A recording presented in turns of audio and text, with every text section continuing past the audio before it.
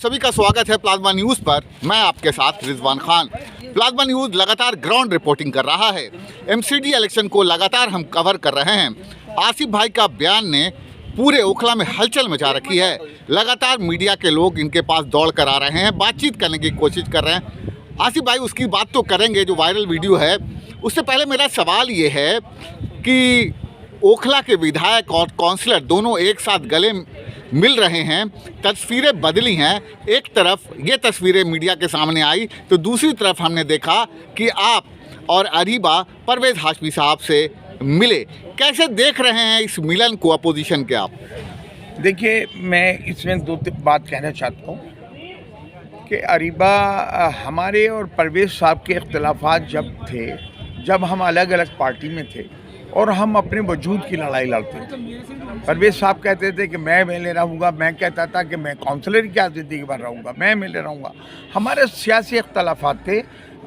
हमारे कभी भी ना तो परवेज़ साहब ने हमें भ्रष्टाचार के आरोप लगाए, ना हमने कभी परवेज़ साहब पे भ्रष्टाचार के आरोप लगाए।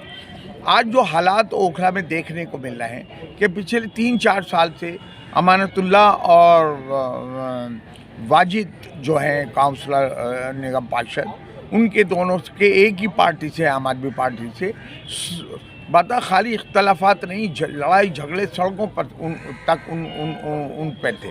लोगों ने वाजिद को इसलिए चुना था कि अमानतुल्लाह ने ये कहा था कि अगर दो इंजन की अगर सरकार बनेगी तो वो ज़्यादा बेनिफिशरी रहेगा उसमें, और अगर काउंसलर भी मेरा होगा तो मुझे काम करने में और ज़्यादा आसानी आएगी। इसलिए जनता ने यकीन किया और वाजिद को कॉरपोरेशन में एज ए मेंबर पहुंचाया। आज अमानतुल्लाह और वाजिद के खाली गले नहीं मिल रहे, बल्कि काजू की बर्फ़ी एक दूसरे को खिला रहे हैं और पब्लिक पशो पेश में है। पब्लिक ये जानना चाहती है जामिया नगर की कि किन शराइत पे इनके दोस्ती हुई है और किन शराइत पर ये आपस में गले मिले हैं। और मैं तो ये चाहता हूँ कि अगर मेरी बात गलत है तो अमानतुल्लाह और वाजिद स्टेज पर आकर ये बात बताएं कि इन शराइत पर हमारा कंप्रोमाइज़ हुआ है। और मैं तो ये चाहता हूँ कि अरविंद केजरीवाल भी ओखला में आके बताए कि भाई मेरे निगम पार्षद और मेरे काउंसलर के, मेरे एमएलए की जो आप अभी से इख्तलाफात थे वो इन शराइत पर हल हुए हैं। ये पब्लिक बेचैन है, जानना चाहती है। और मेरे जो अपने रिसोर्सेज हैं, मेरे जो अपने सूत्र हैं, वो ये बात बताते हैं और कंफर्म बताते हैं कि पिछले एक हफ्ते से इनके दोस्त, अहबाब, रिश्तेदार वाजिद के और अमानत के कंप्रोमाइज़ करवा रहे थे। किन शराइत पर करवा रहे थे कि जो सबसे पहला भ्रष्टाचार इन्होंने कंचन कुंज में किया, अमानतुल्लाह और वाजिद ने। भ्रष्टाचार क्या था कि जब दिल्ली सरकार ने वहाँ कंचन कुंज में एक बजट दिया लगाने के लिए, तो अमानतुल्लाह ने वाजिद से ये कहा कि भाई ये मौका है पैसे कमाने का। वाजिद ने वहाँ कुछ बैंगन के खेत थे, कम से कम 6-7 एकड़ ज़मीन थी जिसमें बैंगन लगे हुए थे, फसल बोई हुई थी। इन दोनों ने खामोशी से वो सरकारी पैसा उन बैंगन के खेतों को ख़रीदा 10,000 रुपये का, और उन खेतों में इन्होंने सड़कें बना दी दिल्ली गवर्नमेंट के पैसे से। लोग कंफ्यूज हो गए, उन्होंने सोचा कि शायद ये ऑथराइज एरिया हो गया, और इन्होंने 80,000, 90,000, 1 लाख रुपए गज उस ज़मीन को बेचा। तकरीबन मौके पे वाजिद प्लॉटिंग कर रहा था। 100 करोड़ रुपया वाजिद वहाँ से कमा के लाया।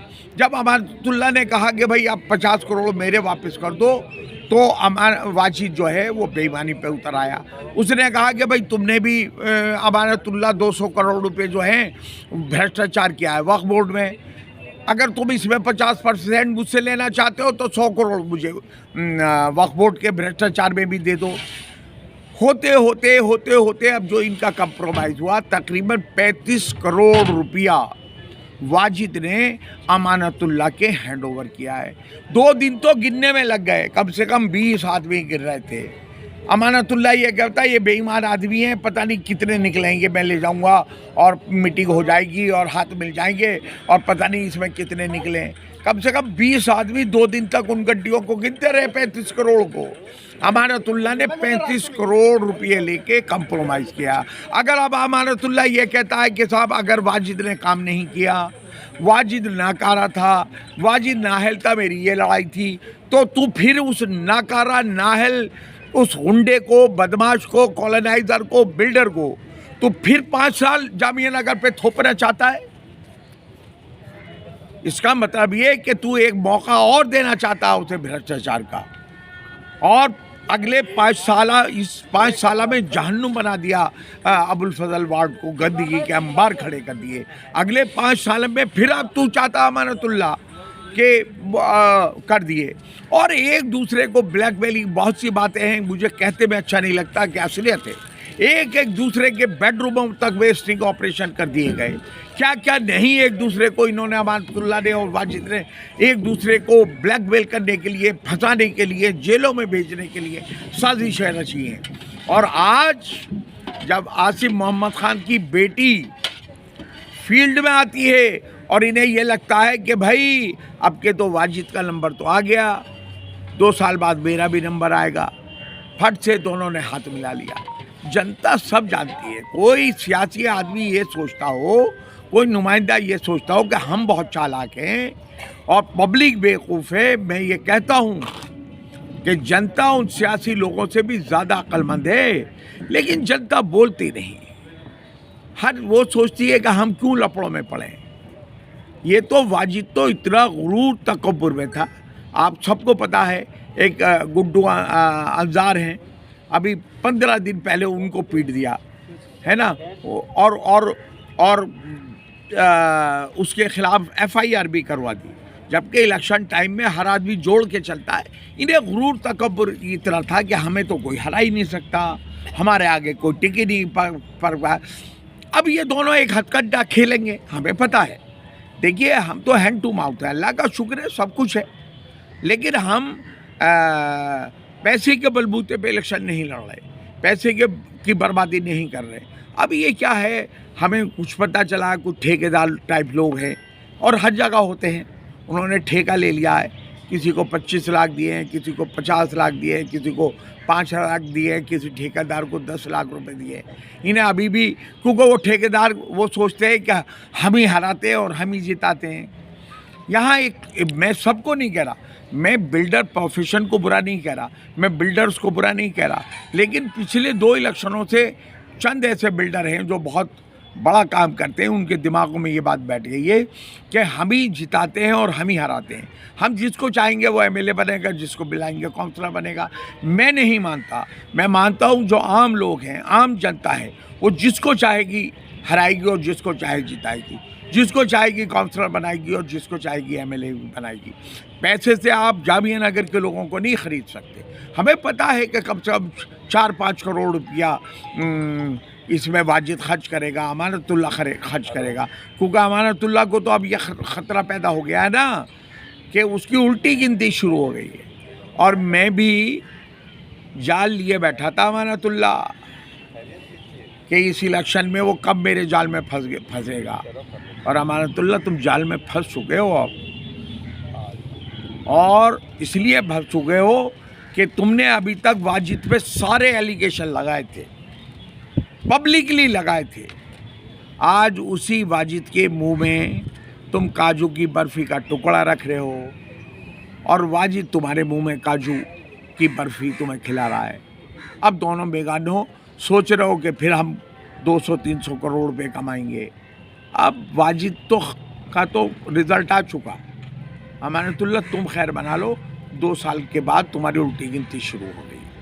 और मैं जनता से ये अपील करना चाहता हूँ, ये वाजिद कम से कम इसने 500 करोड़ रुपए लूटे इस एरिए से, इसके खूब कपड़े उतारना, खूब इससे पैसे लेना, बात बात पे पैसे मांगना।